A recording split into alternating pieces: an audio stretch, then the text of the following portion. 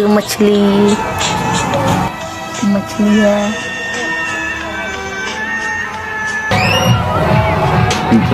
ओ पापा दे पापा। अरे बेटा है कैसा बड़ा बेटा बेटा अरे खेलो बेटा बेटा का हो तेरा घरवा क्यों बाटे ना केहू नहीं है तो चलो हमने के माजल तोल जाम चलो बाबू के मोबाइल में कार्टून लगा के दे दो कि खेलो हमने के अपन खेला खेलल जाई ला बाबू लो जा बाबू जा हमने खेल लो जा चलो हो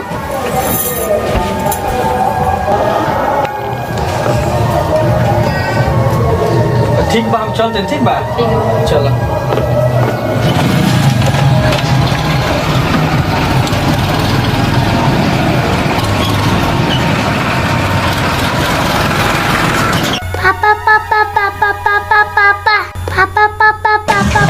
हमार बेटा हमारा ना रहला पे भी हमरा के पापा पापा कहता अरे वाह मजा आ गई आज एकरा खियावल पियावल सब सवाल तो अरे पापा बेटा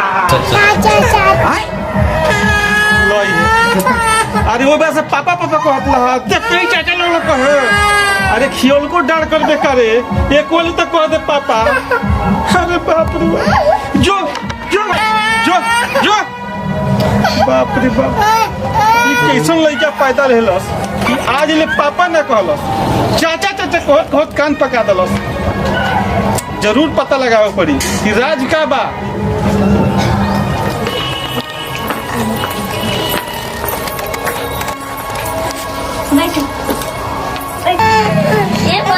बाबू कहे रोता भाभी हो जो पापा पापा कहले रहला अब भैया आवत रहन तुम कहता चाचा चाचा बताइबू रउआ ना बुझाई वो अपने पप्पे के पापा कहेला ए भाभी हमरा तो कुछ दाल में काला बुझाता हो बुझाता भीतर कुछ गड़बड़ बा का बाबूजी रउआ खाली यही कुल में रहनी जय किस्म करे ठीक बा हम जाता नहीं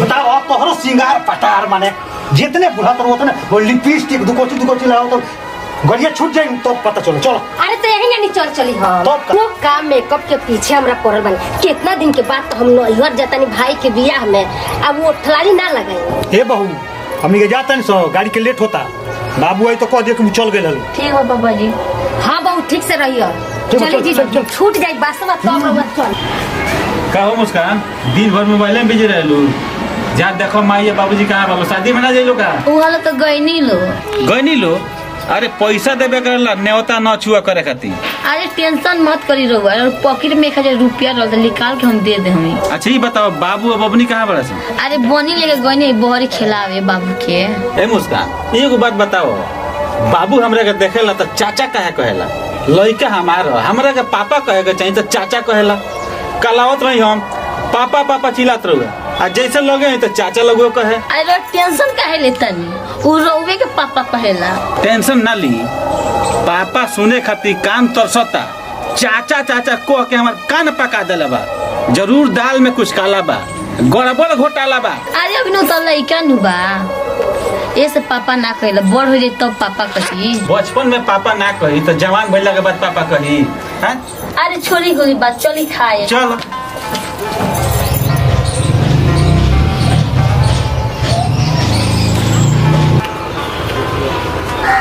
फोन के करा गेल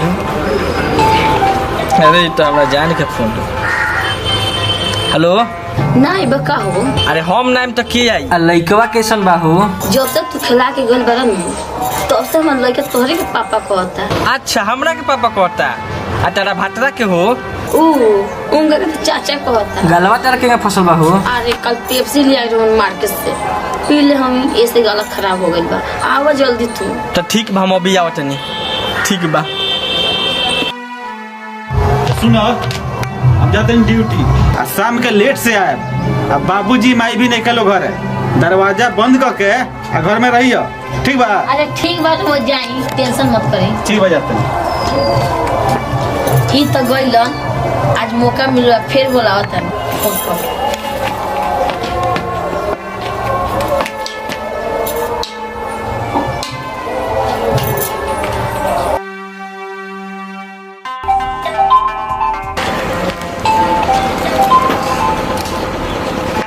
हेलो हेलो, कहाँ बाहर?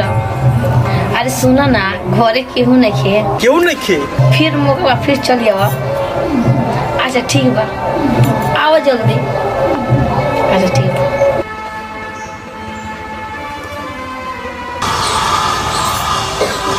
साला ही समझ में नहीं आवत हमरा कि लइको हमरा के चाचा काहे कहता।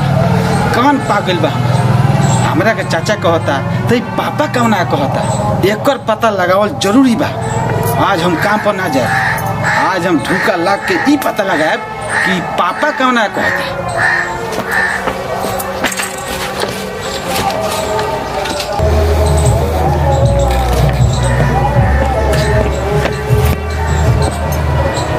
अरे साला इहे नु हो जौना के लइको हमर पापा पापा कहता, आ हमरा के चाचा कहता। आज पकड़ा गई, आज एकरा के बतावत नहीं। हे अब बाबू कहाँ बा हो? बाबू के तो सुता दिल बानी। छूट गइल बा। हाँ। तो चलो मजा लेहल जा, फिर मौका मिली कि ना मिली। अरे कुत्ती कमीनी बताओ ई कौन है? अगर साथ साथ ना बतलूस नु दोनों सन के माटी के तेल गिरा के जिंदे जलाते रह जा। हमार दीदी के देवर हन। ए भैया ई सोच को होती है, हम एक दीदी के देवर है। एकरा दीदी के देवर काम नहीं के चिन्ह रे। सही बताओ, कोई बताओ सच ना तो काट के लाते रह जा तोरा। हमें कैसे प्यार करनी हन? अच्छा तबे नु हमर लइको हमरा के चाचा कहला है, करे के पापा कहला। हमरा के अंधकार में रख ले रहले हते हैं, नहीं है तो लइका लेके आ रहले है। ओए कोना तोरा के ए भैया ई के हवे हो?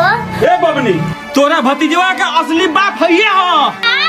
मत कर देगा छट्टा उखाड़ ली। झोटा उखाड़े कहत रे के काट के ला दे बाजू। ई का भइल बा? होई कौन रे? अरे बाबूजी, ई कौन लइका ह? ए बाबूजी ई एकर नैहर के यार ह। का?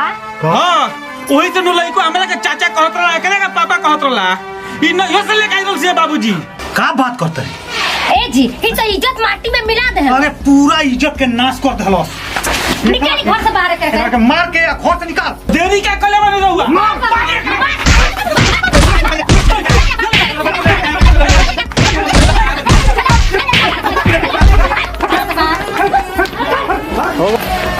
ए बाबू रुक, एगो अगुआ के फोन लगाओ तनी। तोर आजे के आजे शादी हुई। आपे लगाई, जल्दी लगाई। हां भैया लगाओ बाबूजी। बाबू आपे कबे शादी तो से बियाह होई। साल बनी हम किया बनी ना रुक, भोगबे कली शादी।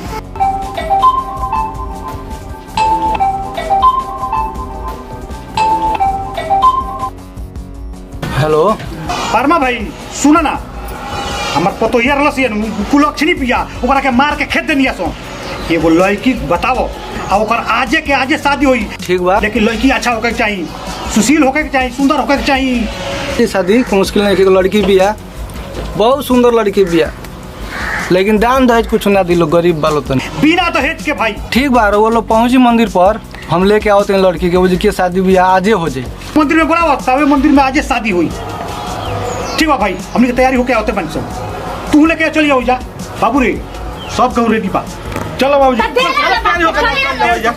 चली चलो आज फिर एगो लो हगल जौने खर्चा बर्चा निकल जाई। चलो तनी आज यही में आज अपन खर्चा बर्चा निकाल लें।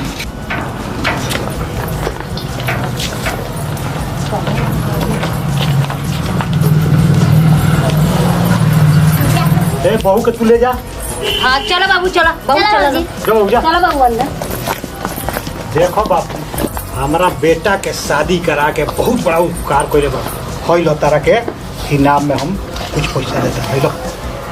ठीक बा, फिर कोनो सेवा होई तो बताएं। ठीक बा ठीक बा। ठीक बा, चलो प्रणाम। भोजपुरिया भाई लोग के प्रणाम। देखी भाई, हमनी के ई वीडियो बनावल गइला एक संदेश खातिर। आ देखी ऐसन मत करी जवन की लड़का अपना बाप के चाचा चाचा को है, दूसरा के पापा पापा को है। तो ऐसन कोनो गलती मत करी लोगिन। हमनी के बनावे के मेन मकसद यह रहला दूसरा क्या कहत रहला उ तो ओरिजिनल पापा के पापा कहत रहला।